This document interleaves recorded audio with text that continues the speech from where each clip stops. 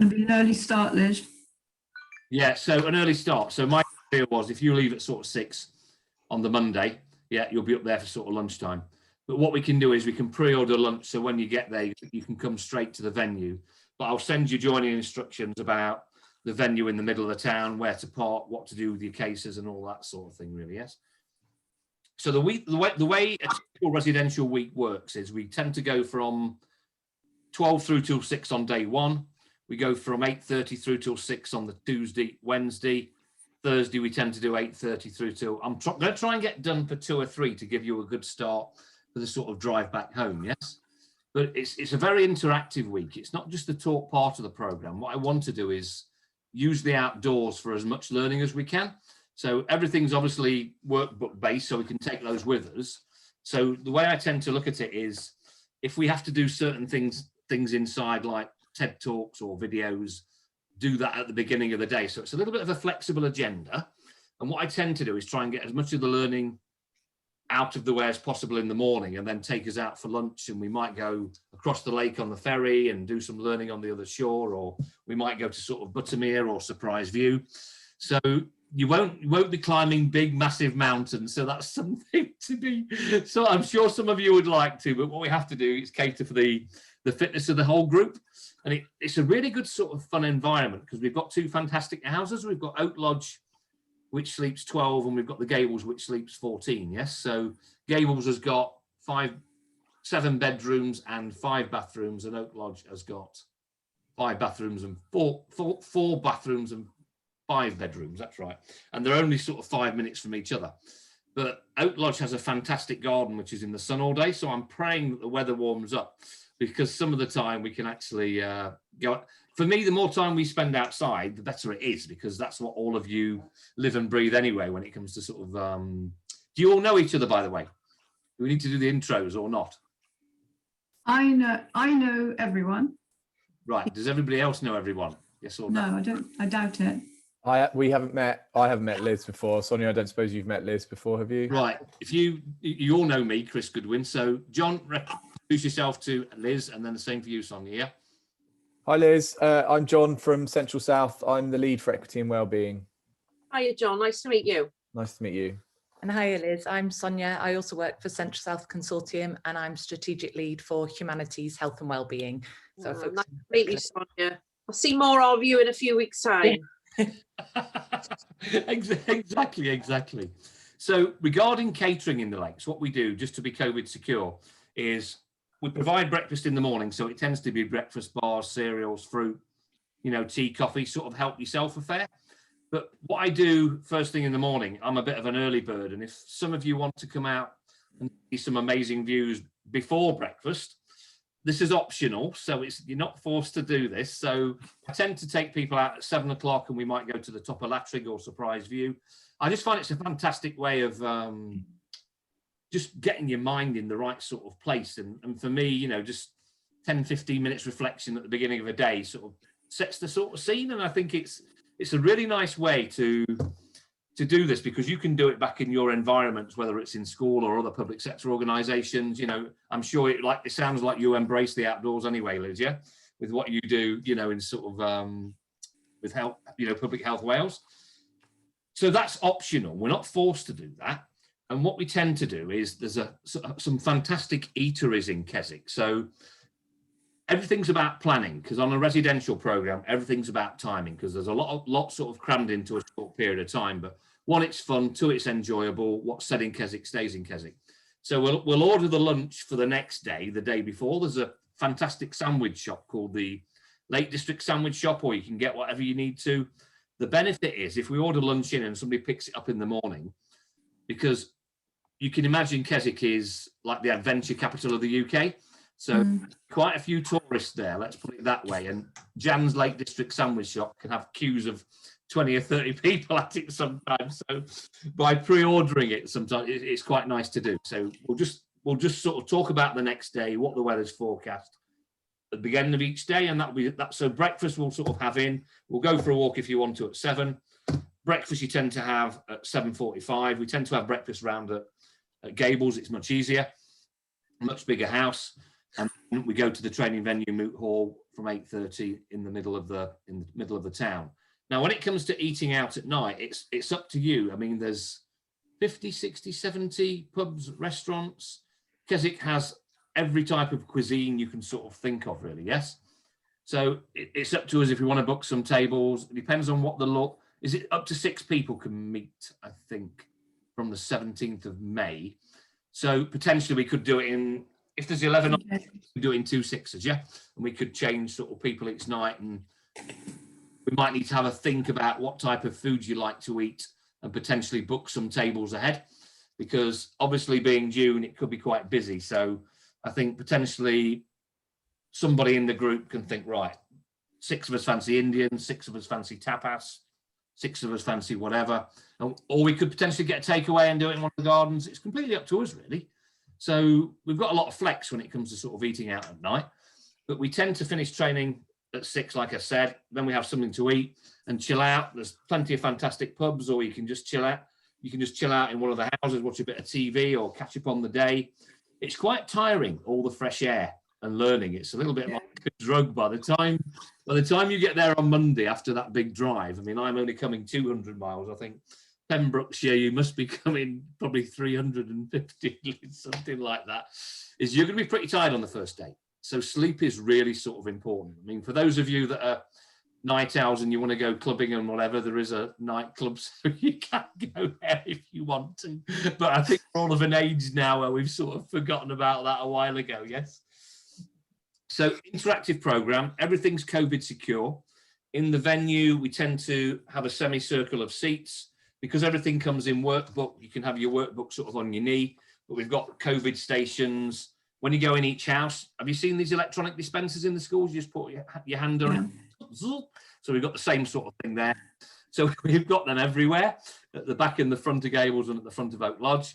And we also have that in the venue in town in the Moot Hall. So yeah, we're quite anal when it comes to being COVID secure, but we ran 7 courses throughout lockdown last year, face-to-face ones, and they went absolutely fine. So we've it's a bit like you doing it in schools. It's tried and tested. I'm sure you're all experts on COVID, anything COVID now. You've probably lived and breathed it, all of you, for the last 12 months, yes?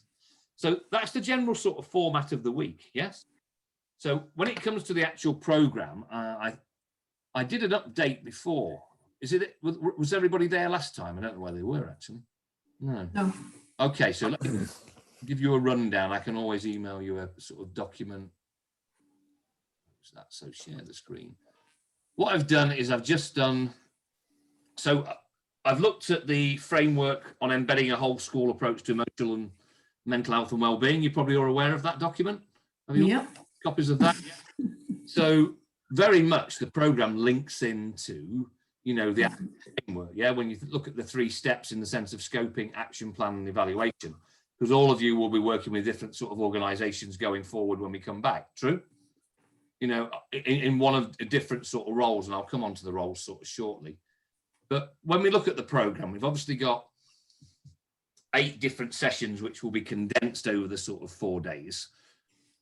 And I'm not really going to go deep onto the sort of content, or unless you want me to talk through each session. Would that benefit you and other people on the programme? Would you benefit from that? I think Helen's shared something that has a bit of an outline on each one, because I've certainly seen something which has more detail. So yes, if I've seen that, I think it would be helpful to know a bit more. Okay, brilliant. Yeah, so I'll email the document out after, and I think Helen has shared it as well. So session 1, we've got understanding the benefits to organisations of positive mental health and wellbeing at work. So we've got the introduction to the course. How would we define a healthy workplace? Benefits to employers, economic, corporate, social aspects, and employees of positive mental health and wellbeing at work. In your industry, what causes stress? What does stress look like? Spotting the signs. What can you do about it? So that's session 1. Session 2, we look at understanding how to manage mental health and wellbeing. Several methods are required to notice and manage fluctuations in employees' health, supervision and appraisal. We look at mindfulness as a technique, but we also look at new skills of leadership. So very much around compassionate leadership and developing the caring workplace. I've just run a module on that last week, Cressy, for the global programme I'm running. Yeah. we look at stereotypes, prejudice, discrimination and stigma. And then session 3, a review of approaches for developing healthy work systems. So we look at the wellbeing work well model, identifying percentile strategies, mental health commitment, and then we look at a case study of Johnson & Johnson and HSBC. Session 4, we look at building the business case for strategy to promote mental health and wellbeing. 8 things to consider for wellbeing, the impact of leadership styles on mental health and wellbeing in any environment. We look at that compassionate leadership piece there.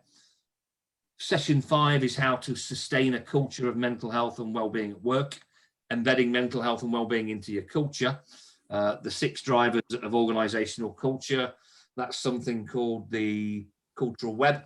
You sort of look at an organization as it is now and an organization as it is in the future.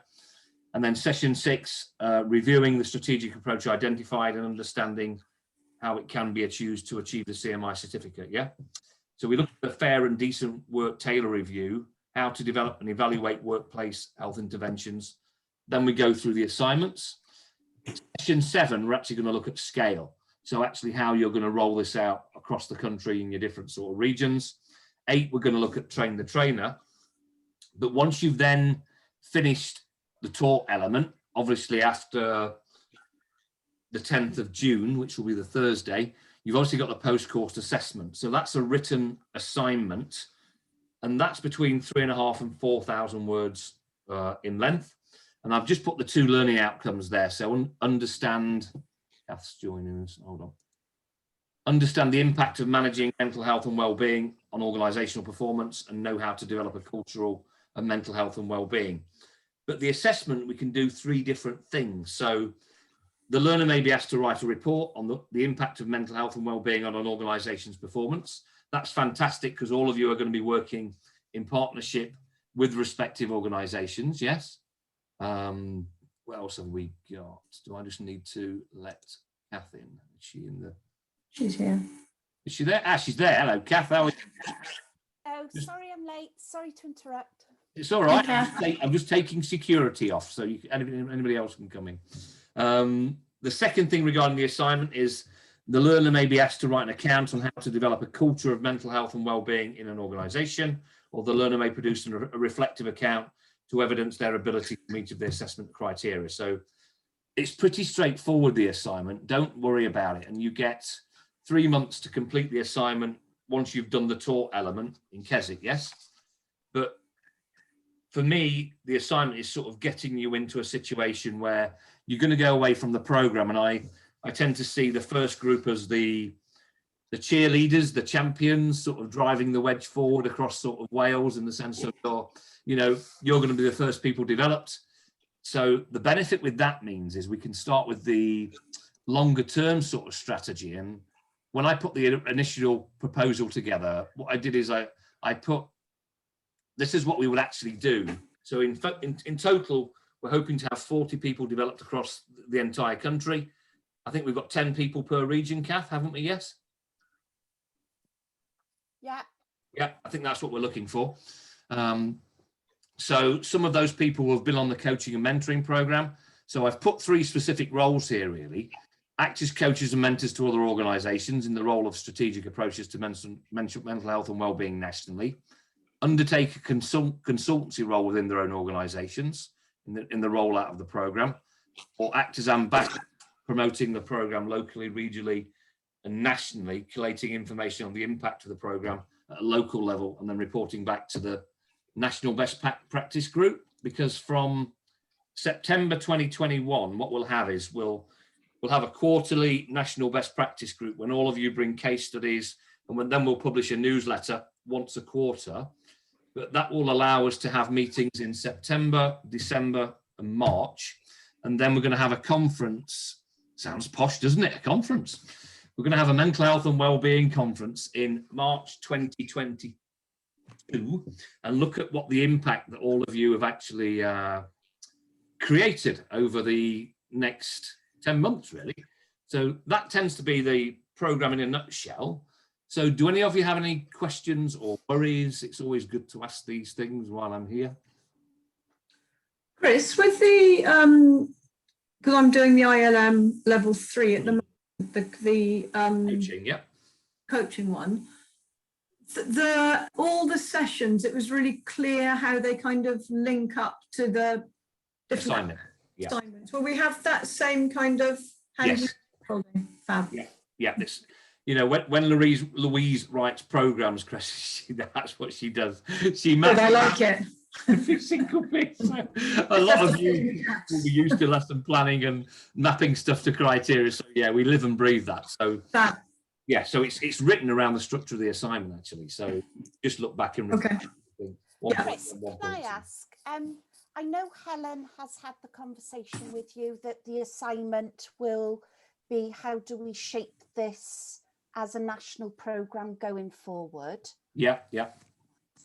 If that's fed into the assignment, and this is a real cheeky answer, but I need a question, but I need to know, does that mean that we are all submitting one assignment together that we've jointly written? No. Or we are all writing how we then cascade that national programme into our regions? Right, okay. You're all going to write individual assignments, and what the assignments will tend to be with Kathy is, so for example, you have to work with some type of organisation when it comes to developing a strategic mental health and wellbeing strategy. So for example, you might do one for EAS, or you might do one for the schools in the EAS region, or you might do one for the local authority. You know, there's so many partner organisations we've got in this. For example, Liz is from Public Health Wales.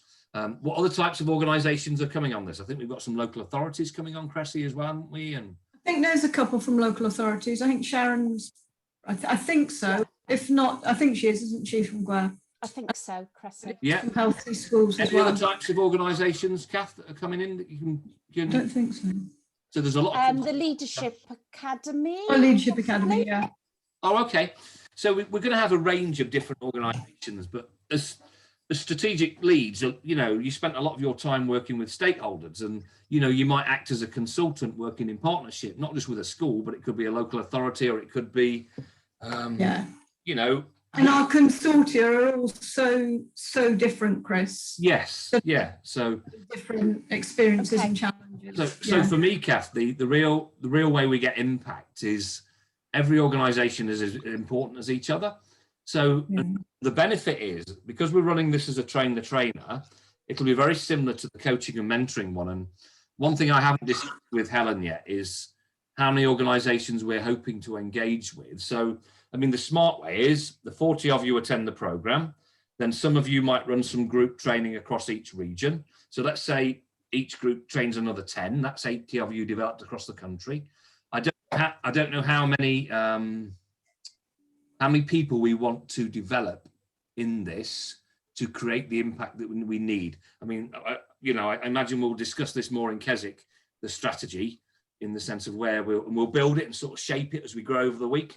And we can look at, and then we can share that with learners on the open programs as sort of moving forward. So does that make sense? Yes, that if it's morphing in the sense of we haven't got a lot of time to get moving on this. So what we've got to do is scale quickly and move fast. But by enabling all of you to come to the lakes the first week of June, that gives us a really good head start. And by the time we get to the end of July, hopefully we should have developed 40 of you. But you will be able to lead the charge and sort of start things moving pretty quickly. So that's my take on where we are. So we're starting to bounce on the springboard in July. By the time we get to September, we should have started developing relationships with organisations, and we should start to have some feedback. Yeah, by the time we get to end of September, that's my gut feel anyway. So that's what I'm hoping we can achieve. So Chris, sorry, the other delegates then are going to be doing the training. That's the one that we've had the details from the 24th of May to the 1st. Yes. Yeah, that's right, Cressy. They're going to be doing the online programme, yes. Okay, and that's just double checking that. I think from what I saw in the information from Helen, and I'll check with you, John and Kath, it was one person from each LA for that and 2 from each consortia. Is that what you're doing? Yeah. Yeah, and Cressy, yeah, we spoke to Helen yesterday, and she just said that was up to you how you saw that. You know, if you Right. wanted to go 3LA, that was fine. If you wanted to, you know, that was up to you, to us, I think. So we've got how many people per region then? I think it's 10 per region, isn't it, in total? It's 40 in total, Cressy. So I think it's 10 per region. You've got the 4. 40 in total on top of us. No, including you. No, we're part of the Including us. 40, aren't we? Yeah. So 40 in total, Cressy. So 10 per region over the 4 regions of the consortia. Yeah. So I think it sounds like what John's saying. You've got free license to. Okay, so because there's me, Liz, and Sarah Purdue, that I've used up 3 of my 10. Yeah. So you've got 7 left. Yeah. 7 left. Yeah. That's useful to know. Thank you. Which makes sense. And I think it's important that with this program, people need to attend at least 80% of it because it's CMI level 7. So it's really important that we stress that I'm quite okay with people moving morning and afternoon sessions on the day of the training. Quite cool with that. That's fine. And if Okay, I did have a question. Sorry, Kath. Helen emailed us on last Friday with all those dates of those. Yeah, I've sessions. got all of that. Yeah, I've sent that out. Another quick question, Chris, is I had a query today from somebody in Swansea who's interested in doing it. And I said, we've got the dates, da, da, da, da. He said, how quickly will I know whether or not it's morning or afternoon? Because he's a senior chapter advisor and has stuff in his, commitments already in the diary. So so it's up to you to allocate on a first come first served basis, really, Cressy. Yes. So potentially, if there's, let's say, 10 of you come to the lakes and there's 30 places left, we might have 15 in the morning and 15 in the afternoon. But if we end up with 20 in the afternoon and 10 in the morning, I'm not really fussed. Doesn't really matter. Okey-doke. Cool with that. All right then. So ideally it's like when we did the coaching and mentoring, Chris, that you're either a morning group or an afternoon. Yeah. And if you need to change because something happens, then that's fine. Then so be it. Okay. Yeah. Which is good. Any other questions? I've got 2 minutes before I've got to go into zooming into, where am I going next? Hungary.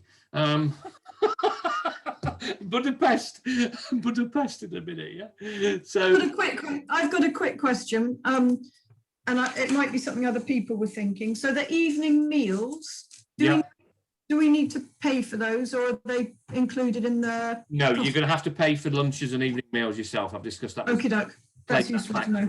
But I'll send that out in the joining instructions later this week. Yeah. Yeah. Okie doke. Okay. So looking forward to meeting you all. And you'll be over Teams, Kath, and I'll all beginning of June. But any questions, we can always set up a quick Zoom in between now and then if we get some time. Yeah. Catch you later. Thanks, everybody. Chris. Thank you. Bye. Bye. Bye. Bye. Bye. Bye.